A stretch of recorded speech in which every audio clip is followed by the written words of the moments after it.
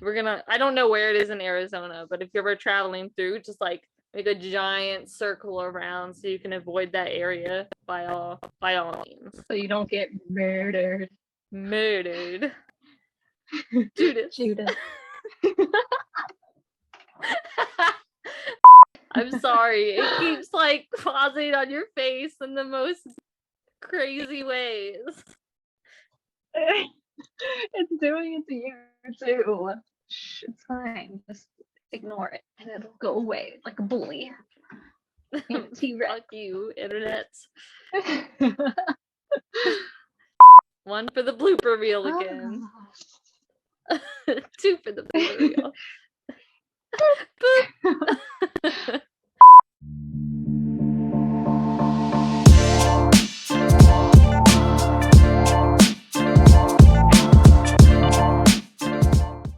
Hey everybody, it's the dudes from the future.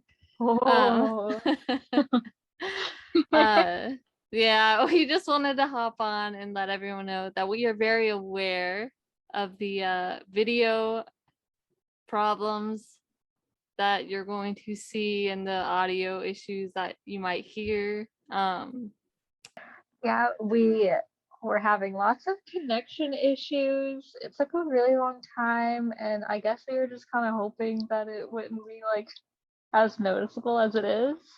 Yeah, I was hoping the playback would be like, oh, that didn't matter, it didn't do anything. And then I couldn't edit it out because it was very like during important parts of the story. So it's not terrible. It's not the worst. It's not great. It'll get better. A little yeah, just have fun with it, you know. It's how life is sometimes. Right. Just working with what we got. So yeah. I also wanted to address, I do believe that I was saying the city wrong. I don't know if it's Wairika or Eureka. This will make sense later, but if I was saying it wrong, I'm sorry. And if you're from there and that offended you, don't cancel me. Let's just throw a blanket like, we're sorry in over the whole video, because I also, you know, had some pronunciation issues for some things. And although, you know, I think I apologize every 5 seconds for how I'm saying stuff, just know that we're aware. We know we're stupid. We know. We know what's wrong with us. Oh God. Okay. That's all we got. So enjoy the rest. Have fun. Welcome to Dudes with Moods. How are you today, Taylor? I'm doing good. How are you? I'm doing good. Feeling good. What's your what's your mood this week? What you feeling? I'm feeling a little murdery. Murdery? Passionate. About murders? Yes. About crimes? About crimes. Oh God. Wonderful.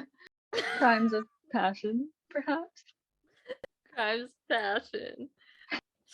All right.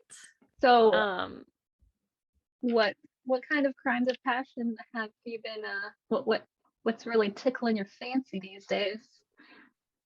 I found one. Pretty much, it happened a very long time ago, but still has a little twist at the end, which I thought was cool. But it's a very you know, one of those triangles of love. What's happening? You said twist at the end. Is it an M. Night Shyamalan movie? You know how much we love those. It could be. This is probably his inspiration for something, I'm sure. It's out there. We just don't know it yet. Oh my gosh. So we have a love triangle. We do have a love triangle. This is the story of Dan Willoughby. I think that's how you say it. And Yesenia Patino. All right. Okay. So we're starting in Mesa, Arizona. Mesa, Arizona. Mesa. Yes. Wait, why? Is that where yours is? Arizona. I'm disappointed in you. Ooh. City of Yeah. I'm scared of Mesa. I'm never going there. No, thank you. We know where to stay away from. Taking that off my travel list. So Patino, I hope I'm saying their name right. We are going to dive in to the first meeting between the two of these people. First, back up a little to Patino. She immigrated to the US when she was 6 in 1962, which means she was born in 1956. And, you know, once she was old enough, I assume, hopefully, she kind of made her way through life by hustling men and shoplifting kind of all over the US or all over the place. Legend. You know, you gotta, that's a real girl boss right there. Just doing stuff. I'm sorry. I had to. She's the one on Facebook messaging you like, do you want to buy these yoga pants? Like, stop. Oh my god.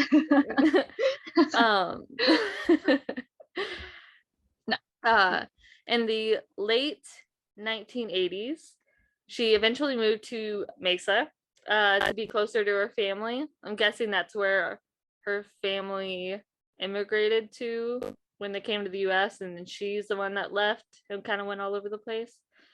And while she was there, she was at a bus stop and she saw a luxury vehicle, I'm going to say this wrong, but a Jaguar, that car.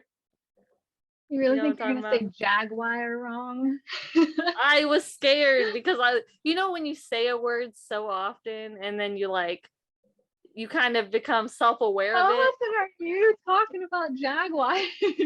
No, I'm saying because I have looked over these notes, right? And the more that I say it from this, I'm like, okay. I should have just did like a Google pronunciation. Yeah. Anyways, this vehicle that what she saw was driven by none other than Dan Willoughby. And so stupid, but I guess he saw her litter, he saw her throw trash on the ground, and he pulled up and he made a joke about littering, and then he gave her a ride to the mall. Okay, all right. That's how that happened. So you know, she was leaving, he gave her his number, and that was the beginning of the relationship. They started seeing each other frequently. Willoughby had a lot of business contacts in Mexico. And Patina spoke Spanish and he did not. So she, you know, he needed her help. Yeah, that's how he kind of got her into his life or whatever. She wanted to be there, but that's how he told people why she was in his life. You know what I mean? Yeah, I get you. So yeah, he introduced her as his Spanish teacher. Now, I feel like if I was in her position, I would be very what's up?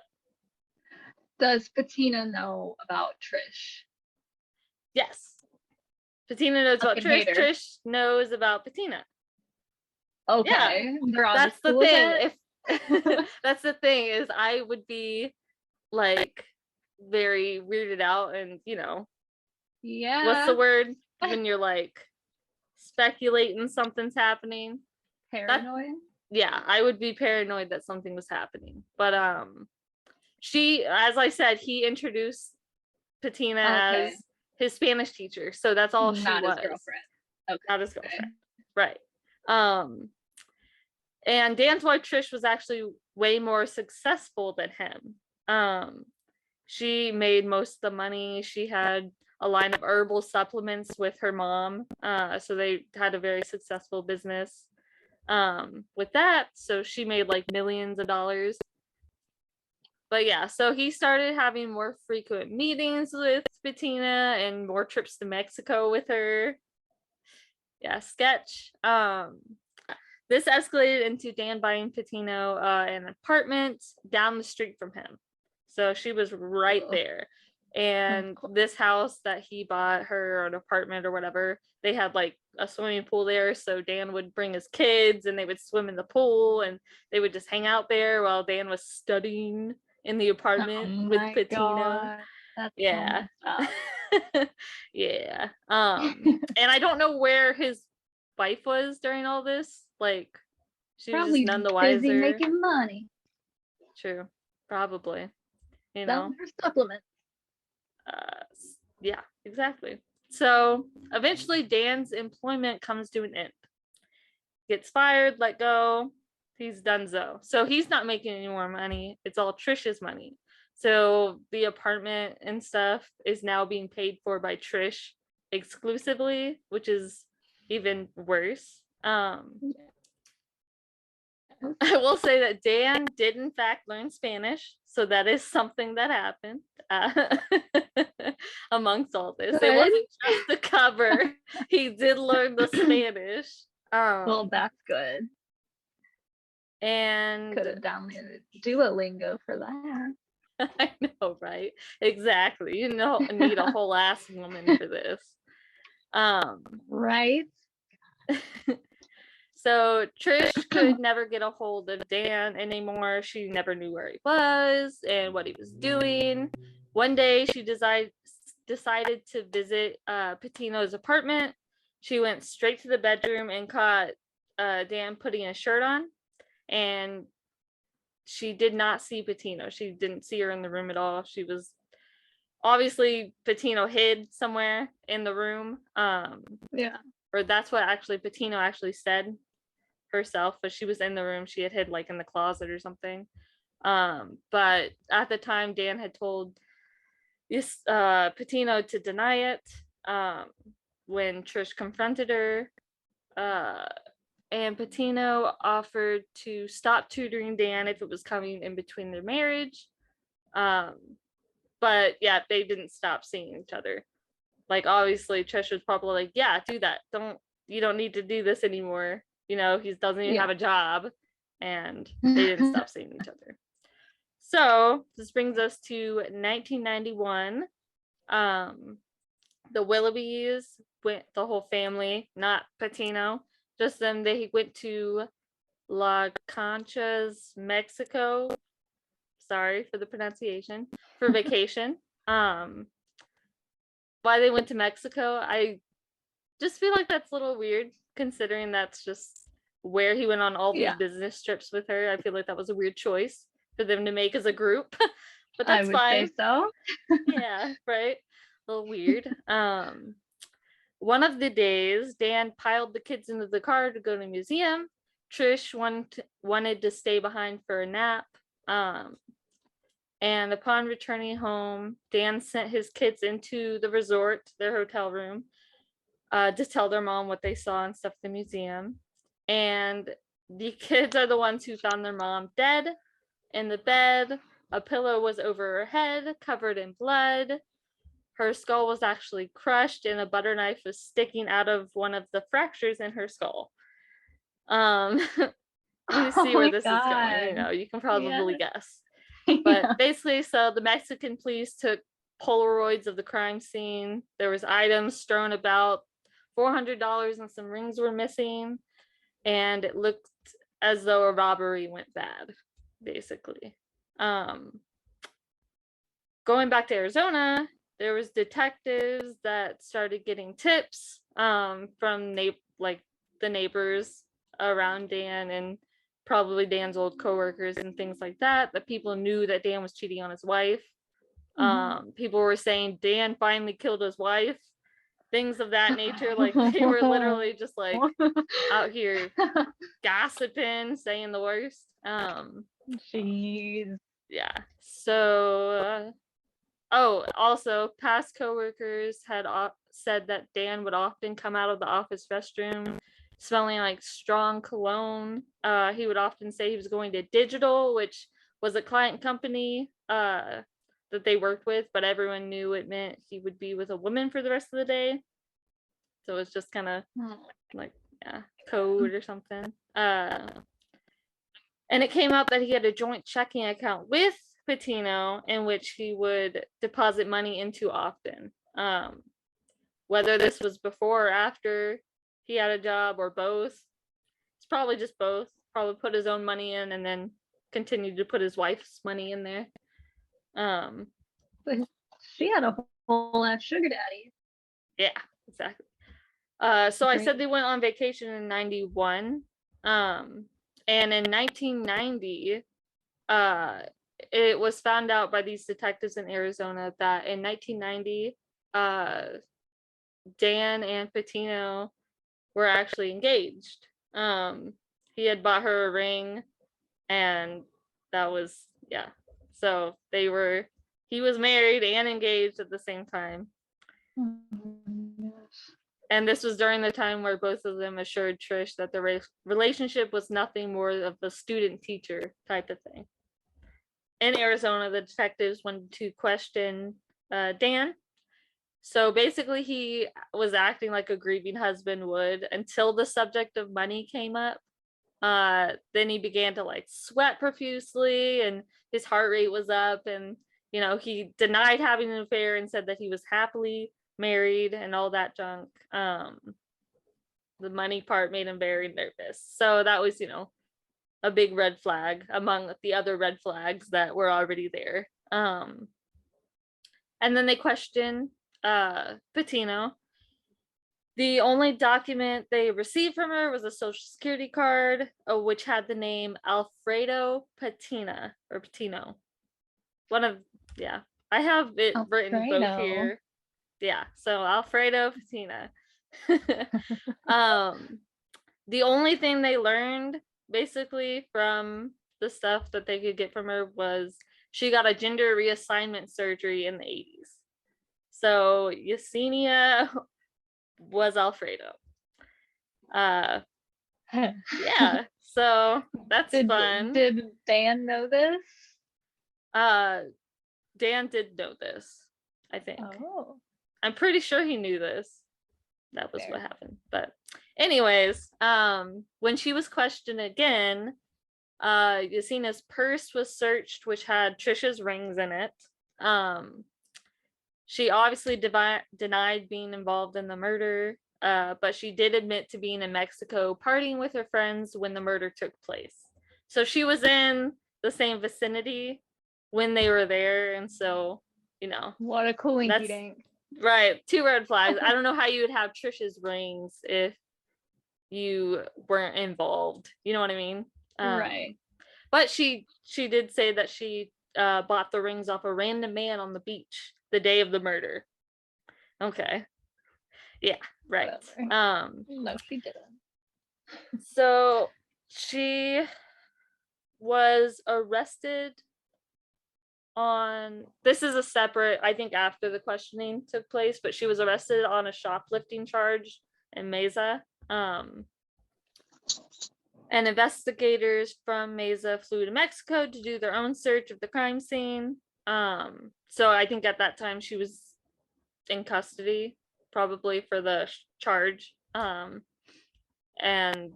they flew to Mexico, do their own search. They discovered fingerprints on a Coke bottle. They sent the fingerprints in to be tested, and they came back as a positive match for none other than Patino. Woo! Okay. Woo! We knew where that was heading. Yeah. So they had what they needed to arrest her for the warrant, except she had run off. So maybe she wasn't in custody. I guess she ran off. Whatever, they couldn't find her. So every type of media was used with her picture offering rewards if someone came forward with info. In December 1991, someone did come forward saying they saw Patina working in a bar in Mexico, and that was when she was arrested. So that was literally, I think they went on vacation. The murder took place in August and fall. Well, so fall would have been a little bit later, but yeah. And So this was just a couple months after. She didn't do a very good job of hiding. No. And then right. And then brings us to the confession. Yesenia said it all started a few months before the murder when Trish confronted her. Yesenia gave Dan an ultimatum, and Dan agreed to divorce his wife. Then, a few days later, Dan came up with an alternate plan. You guessed it. It was to kill his killer. Yes, exactly. It was Yesenia's job to enter the vacation home after Dan and the kids left to stage it to look like a robbery.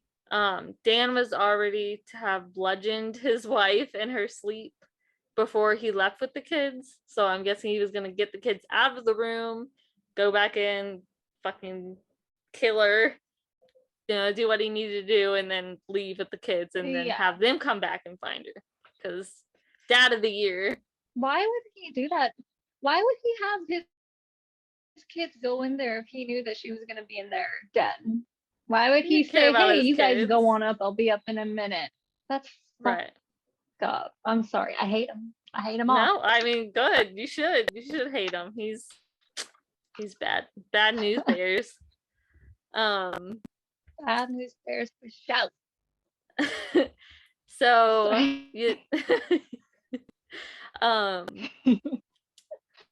so Yesenia admitted to stabbing Trish in the head, but because Trish was still moaning, it was out of mercy. So Dan was supposed to kill her, and he, hit her and whatnot or whatever, but he didn't kill her all the way. Like, she was still alive when Yesenia got there. So Yesenia said that that's why she stabbed her and tried to put her out of her misery. Stabbed her in the head with a butter knife? Yeah, I guess. That's merciful. Like, whatever. Right. So Dan's murder trial ended with him being sentenced to death. Yesenia was on trial in Mexico and got a maximum of 35 years. I think they're both equally involved. No, it's not over yet. There's a little bit more, just a little tiny bit. Oh, sorry. No, you're fine. No, I was hoping you'd be like, is that it? And I'd be like, no, bitch, it's not. But wait, there's more. Like the infomercials. Right? There's more for only 3 small payments of $19.99. I'm sorry, okay. I just have to say this. I keep putting Trish instead of Yesenia or Patino. And so I said Trish sent in a letter stating she murdered Trish all by herself. And I keep almost saying it. That's why I'm like, what did I write? Oh my god. Sorry. I love it. Yesenia sent in a letter stating she murdered Trish all by herself. Sorry. She didn't want Dan to be sentenced to death. Okay. So there was a retrial stating Dan's first attorney did a poor job representing him. So they did do a retrial for this whole thing. And then Trish told this exact same story in the second trial that she did in the first. So she decided that what she wrote in her letter wasn't true, and what she previously said was actually correct. Oh my god. And so, yeah, it was dumb. Did I say Trish again? I meant Yesenia. But regardless, whatever I said, I meant Yesenia told the exact same story that she did in the first trial. But anyways, forensic scientists said that the crime scene was consistent with the story that she told in court and not what was in the letter anyways. And so he actually got a lesser sentence, still in prison, but he was sentenced to 2 consecutive life sentences instead of being sentenced to death. I don't know what changed. I'm guessing the attorney that he had the second time was better, but he's still in prison for, the rest of his life. So I think that's fair. Sometimes I think the death penalty is like getting off too easy. you know, I feel like you should have to suffer in prison. Exactly. So that's Some my own thing. But people have a great time in prison. hopefully he didn't. Hopefully he was someone's little bitch. I hope so. I hope so. Jinx. And that is my the God. story of Yasina and Dan. So that's fun. Woo! That was a lot of fun. Yeah. Hopefully that you know, was in the category of crimes of passion. I thought so. Seemed like Technically no. But No, neither is really? mine. Yeah. I don't understand So- what that means then.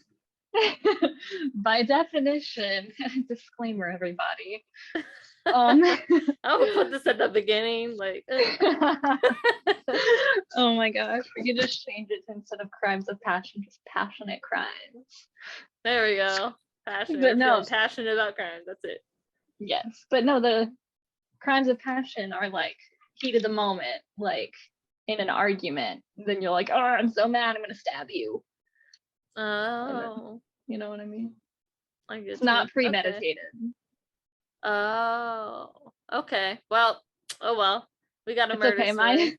It's fine. Mine's just a murder story too. I was gonna say like I cheated. I don't have a crime of passion, but I have a passionate crime. So I'm glad you did the same thing.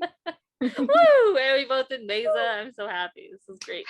Okay. Watch it be the same story, and I didn't realize it, and I start reading it. You start off saying the same name, and you're like, oh wait, you just said this. You just pronounce it differently. Like, oh my God. Jesus. So mine's the story of Jodi Arias and Travis Alexander. Okay, this is circa 2006. A little more recent. Okay, so Jodi and Travis, they didn't meet until later in life, a little bit, 20s, 30s. Travis grew up as he started his life. His mom was a huge drug addict and had 8,000 kids. And so he ran away to live with his grandma, and she taught him Mormonism. And he was very, very devout Mormon. You were obsessed with Mormons, man. This is like talking about Mormons and all their wrongdoing. I'm just kidding. Oh my gosh. One time I was home alone. And do you remember in high school when I had the big bruise on my chin? Yes. No, that was embarrassing enough that I was a child and home alone and Mormons came to my door. And I was like, go away. Go away. Did you answer the door? I don't know why I answered the door. They looked Did they talk like nice people. They did. They gave me a Book of Mormon and everything.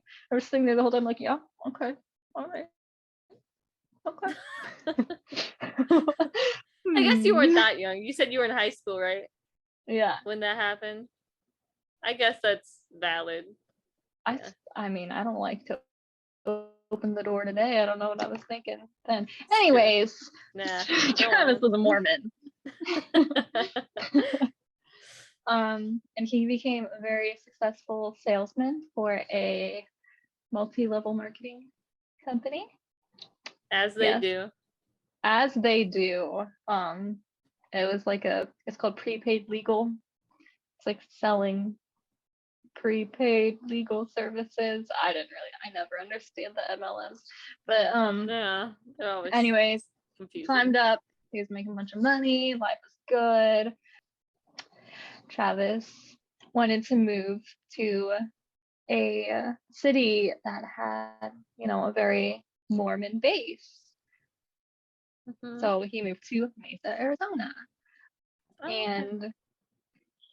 But Jodi lived in California and she was struggling with money, and then one of her coworkers or managers or something told her about prepaid legal. So she's like, oh, cool, I'll try that. And so they always the desperate people that get roped in, I know, because when you get roped in, listen, I have another personal story. Okay, come on. Is this okay? Yes, that was perfect. I actually went to somebody's little like presentation about their thing. I remember it was when I worked at the hospital the first time when I was like a food runner. And Okay. one of the nurses, she came up and she was like, "Are you interested in making some extra spending cash?" And I was like, I mean, nobody would say no to that. So I was like, Right. yeah, absolutely, for sure. And so I think we met at like Panera and she had a whole setup. She was like, here's some samples, here's my Oh my laptop with my God. PowerPoint presentation. And I was just sitting there like, this is stupid. I thought I was making a brand.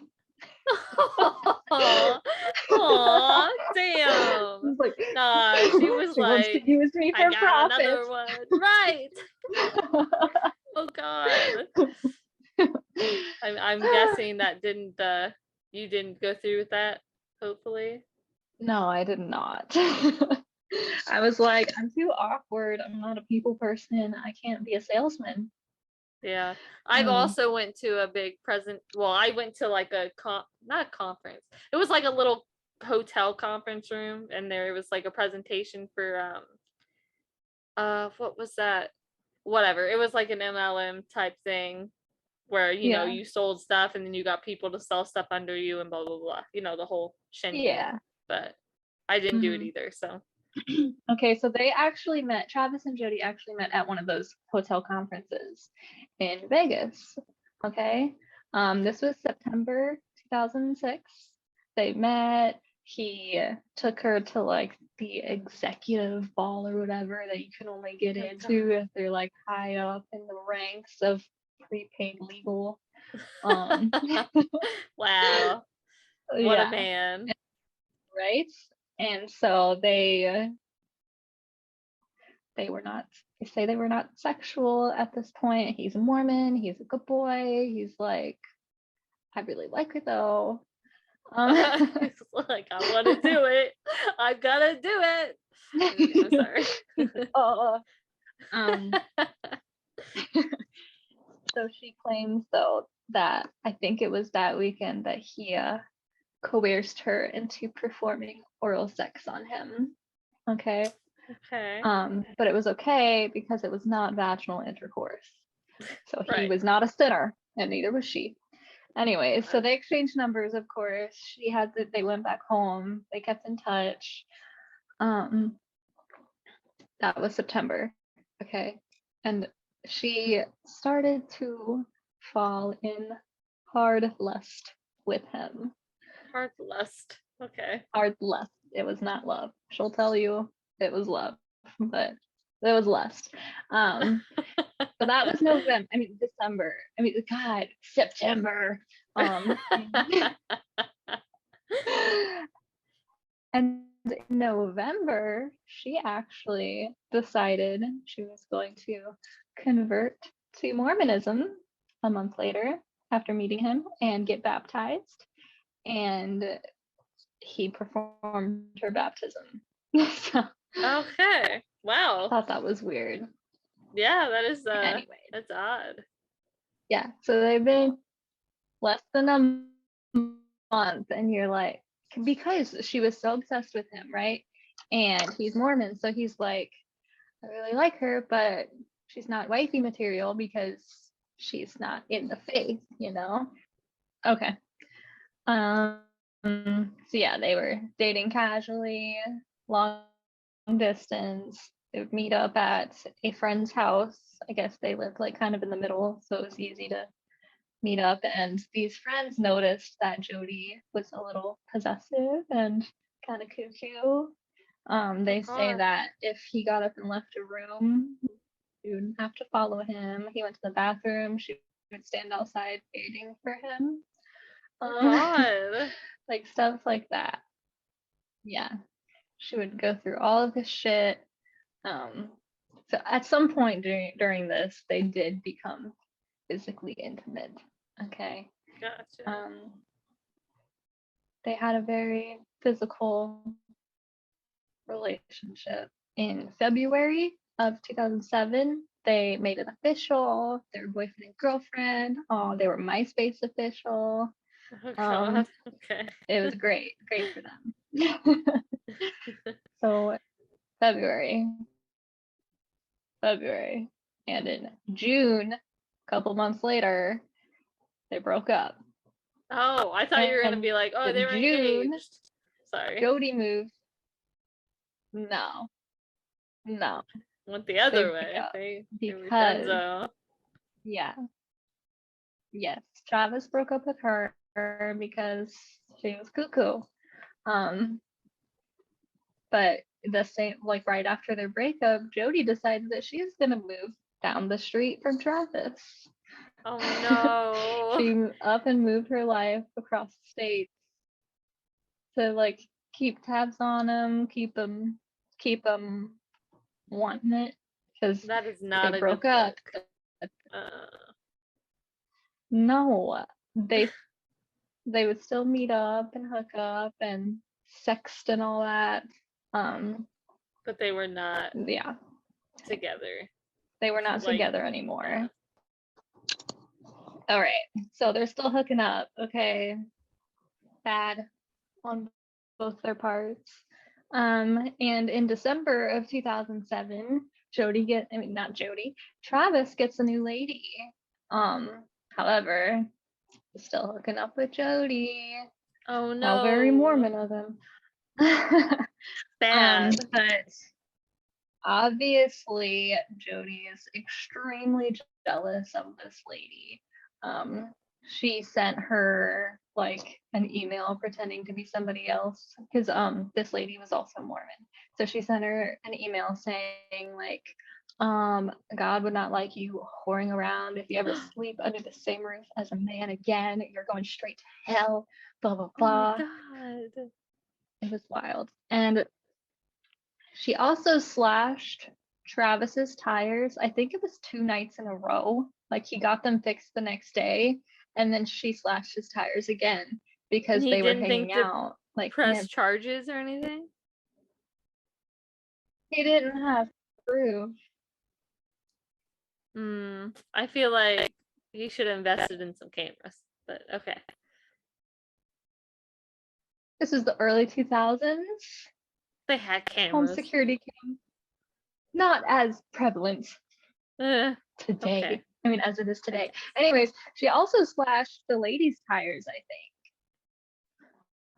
So, Bro, I would have been washing my car like a hawk. I would have fucking moved. Like, right, this too. is crazy. So throughout all this, though, it was like this back and forth. They were addicted to each other. Like he, for some reason, could not just be like, yo, you're too fucking crazy, like deuces.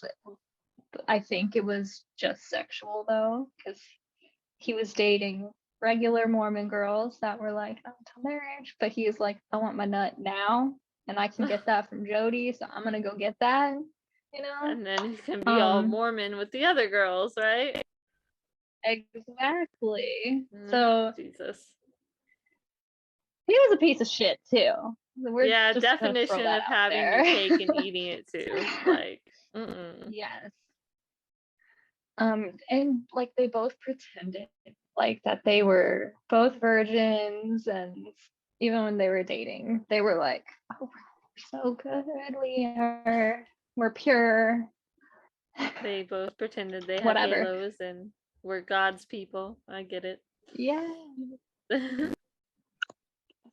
But that was the whole time though. They were still talking, hooking up, and Jodi was still like hard eyes for him. So they fought a lot, and yes. So March 2008, okay, they're still friends hanging out. They started traveling together. They both have this book. It was like 1,000 places to visit before you die. And they were friends marking off places on that book. Oh, and God. Okay. I don't know. But eventually in April, Jodi moved back to California. because she couldn't afford the Mesa life, I guess. Okay. And Travis I feel like was California is even more reportedly expensive. ecstatic.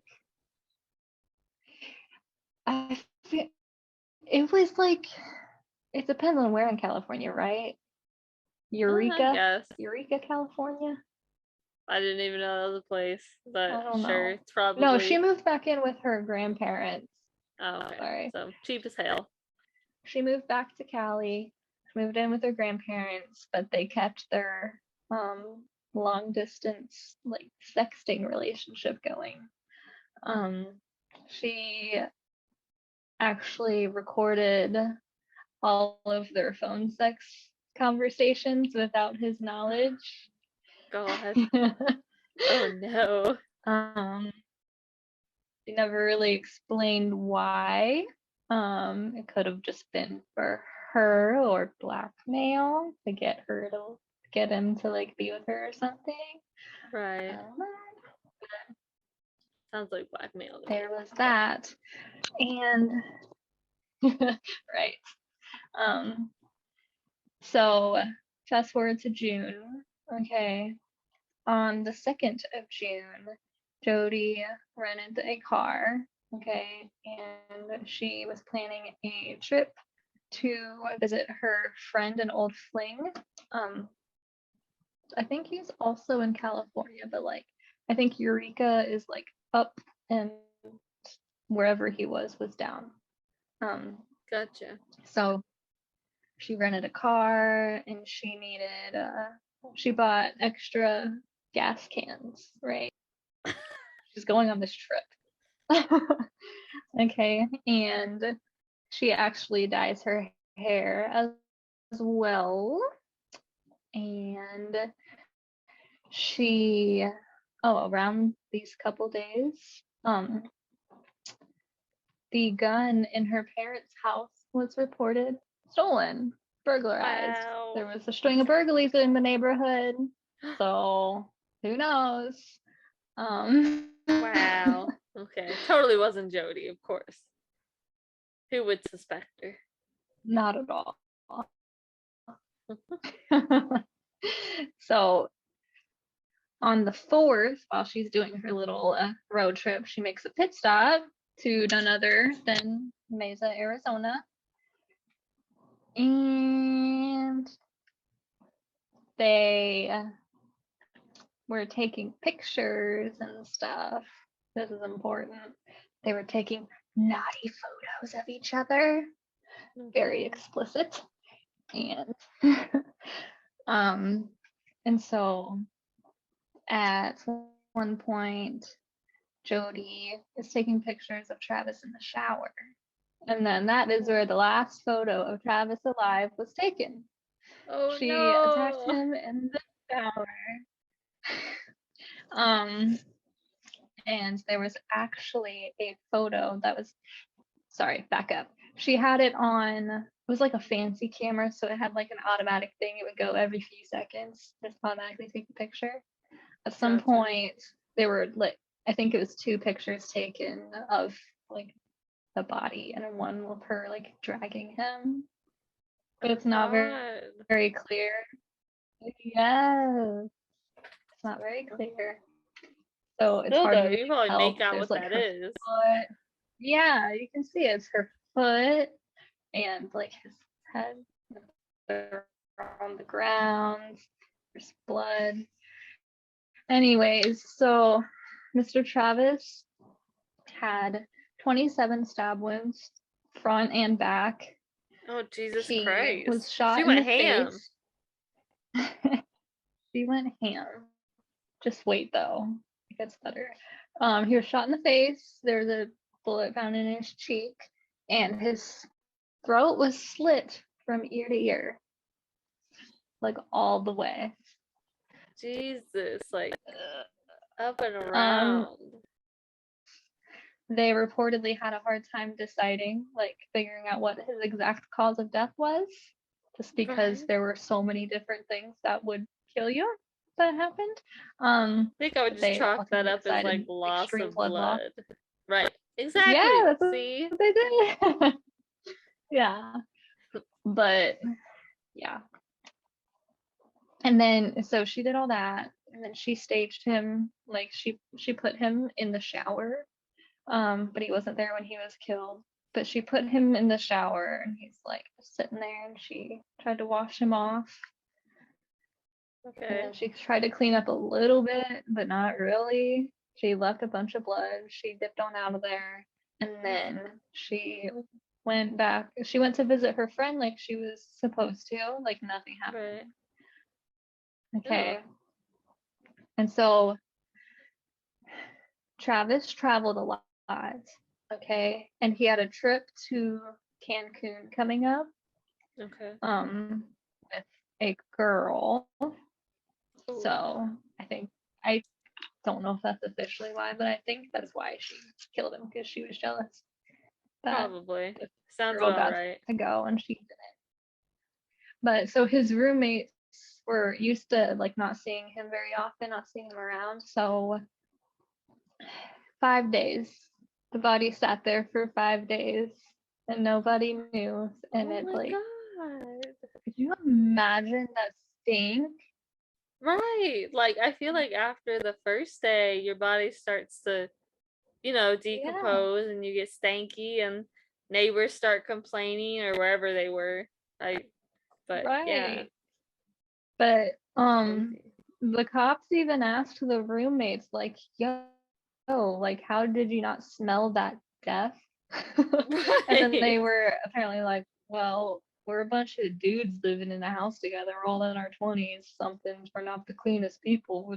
I'm used to it being stinky. Okay. Okay. I feel like it's a Alright. We different just kind of always stink. smell like death. Whatever. None of us wipe our ass. Oh God. Oh my God. Obviously the police were asking around like, oh, I'm sorry. Backtrack. It was only discovered because the girl that he was supposed to go to Cancun with was trying to get a hold of him because they were supposed to go the next day and she couldn't.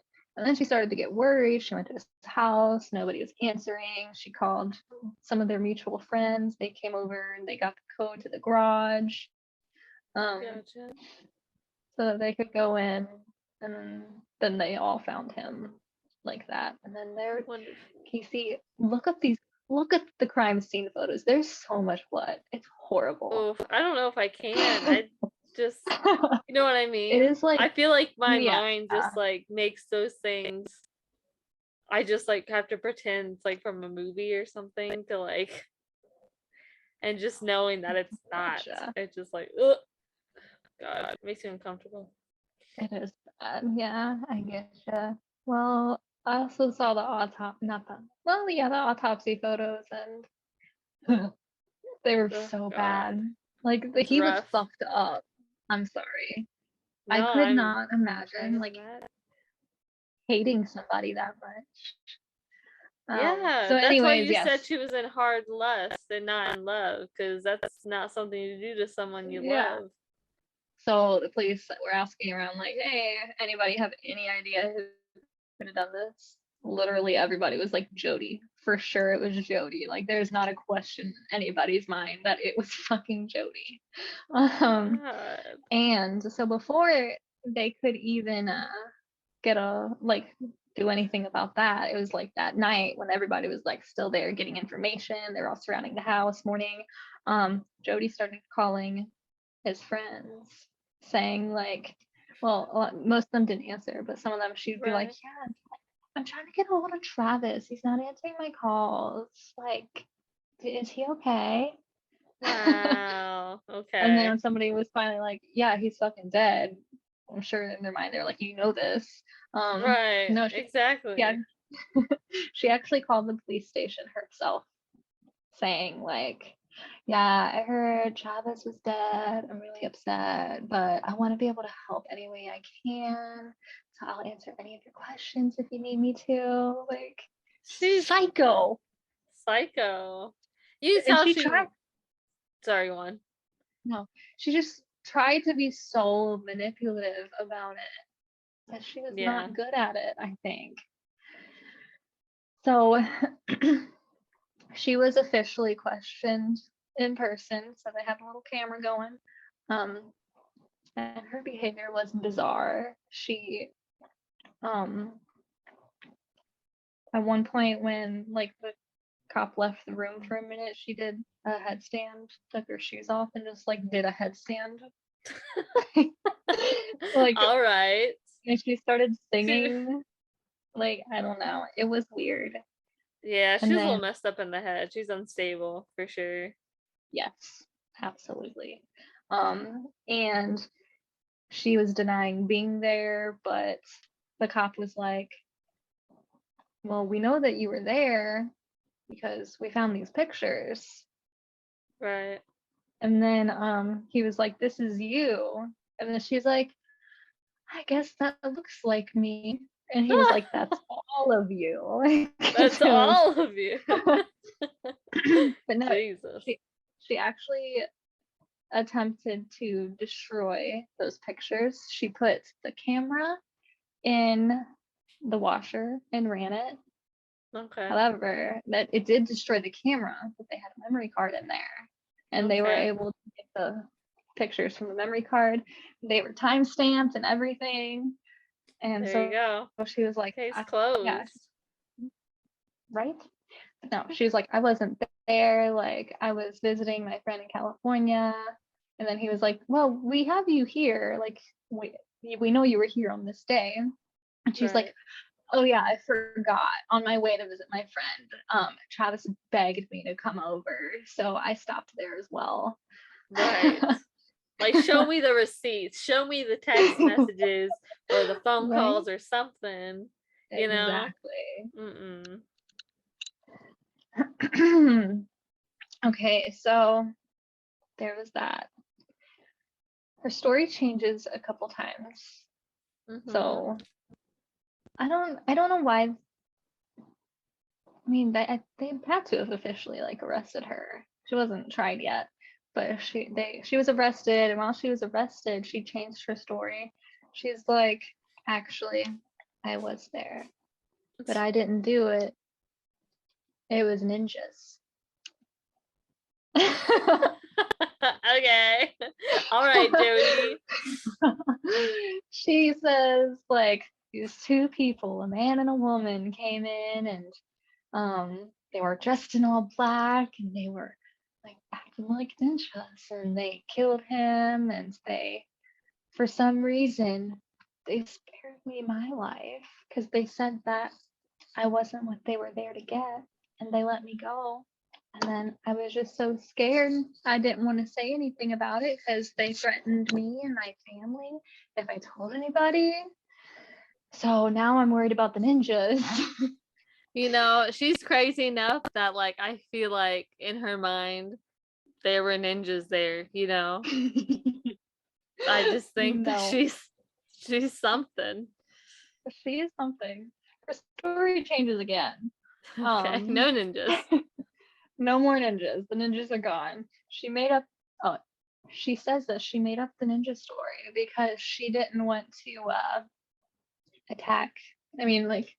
speak badly of Travis because he had passed. And he was so abusive. And he attacked her. And it was all self-defense because he attacked her. Wow. Okay. Despite the fact that he had 27 stab wounds in his front and his back, he was shot in the face and his throat. He was borderline decapitated, but it was self-defense. Yeah. I mean, yeah, no, she's crazy. She's off the handle, my dude. Dude, yes. So obviously nobody fucking believes her. I think she's the only one that believes her. You went from ninjas to self-defense. You were gone at ninjas. No, everyone stopped believing you at ninjas. No, you were gone when you said that you weren't there, and they were like, well, these pictures say you were here, and she's like, oh, I forgot. True. So this trial wasn't until 2013, and I actually watched it because I was on maternity leave, and it was a lot of fun. Well, okay, so most accused murderers are told like don't go on the stand, or they choose not to go on the stand. She was like, I want to go on the stand. And I think it was like, I don't know, how long was it? It was a really long time that she was questioned. I think it was at least 8 days. Oh my God. She was of on like being, she was on the stand for 8 days? yes, not Oh, just the trial. That's her being examined and cross-examined. Like, wow. and they played her little audio recordings for all to hear, and his family and all that. And then she tried to say that he was a pedophile. She found him, she walked in on him looking at like naked little boys. So, but she is just a psychopath. You could tell she was having a blast on the stand with the prosecutor just because she just loved the attention. She loved getting them worked up. And I don't know, she seemed proud of herself. And Well, it she's was a so nice. storyteller for sure, so I'm sure she was just Yeah, having fun, she was She's having a crazy enough. She blast. doesn't care that she murdered somebody, Yeah, She's just nutso. like the prosecutor, I think at one point was oh, she also said a lot of time like she had memory problems. Okay, so she didn't remember killing him at all. But she was Okay. sure it was self-defense, even though she didn't remember. All right. And then the prosecutor was like, "Well, when do you get these memory problems that you claim to have?" And she was like, she had a smirk on her face, and she's like, "Usually when grown men like you are yelling at me." Whoa. Like just shit like that. Like she had Wow. a ball. She Yeah. ultimately did get convicted. She was up for the Thank death God. penalty. But they could not agree, so it was a mistrial, and I think it was another mistrial. I didn't really keep up after the fact. But yeah, Was she she ended in up, jail the whole time? These trials were okay. So yeah. Um yeah, she got life in prison. okay, that's good. I'm sure she's crazy in there. She's probably in a straitjacket, No. Remember earlier I said people have a blast in prison sometimes? Yes. Oh there's no. there's videos of her doing like a karaoke contest in her jumpsuit, like, and then there's another video of her like getting ready. It was before the trial, but she was like doing her makeup and stuff before doing like a TV interview, stuff like that. Oh, and Wow. So she's a celebrity basically in prison yes, or something. and she wanted to be a celebrity to the world because she did so many interviews that her lawyers were like, stop doing these interviews, you're fucking stupid, like stop. But she just kept on doing them. She'd be like, Was she no, just assigned lawyers? Like obviously, probably, right? probably. I think, I'm not sure if they were public though. I would assume so. Yeah. Okay. I feel like if they weren't, then they would have quit. Yeah, that's true. Even in Probably. the trial, they were talking about how difficult to work with she is. Yeah. On the record, they said that. Wow. Yeah. But yeah, That's she crazy. a quote from her was like, "No jury could ever convict me, and you can mark my words on that."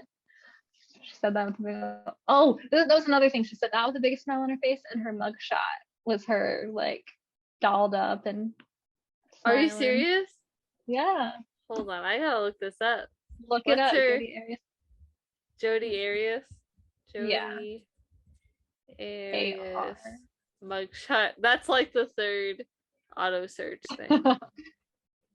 Oh yeah, she's just like, Yep, she's like, wow. yeah. Oh my god. There's another one What? where she just looks like she's having like, I wonder if that's her. Yeah, I mean, it just seems like she's having the best time. It's crazy. She is living life. She is not being punished. she's having a good old time. No, she's just wherever she is in her mind. It's just I don't know.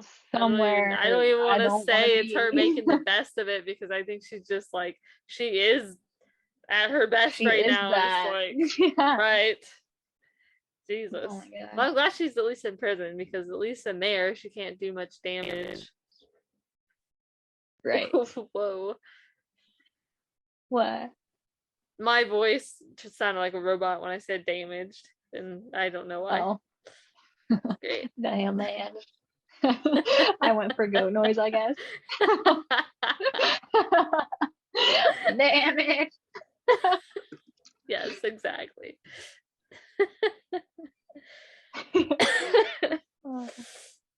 Oh, well, that's crazy. Jodi Arias is one not so piece of work. Yes. She's where she belongs. And although Travis was not the best person, I don't think he deserved to die. So no, he probably just, I don't know, he needed therapy as well, because he clearly was like barking up the wrong tree when he chose Jodi to be the one that he like to keep in his life and like do stuff with. You know what I mean?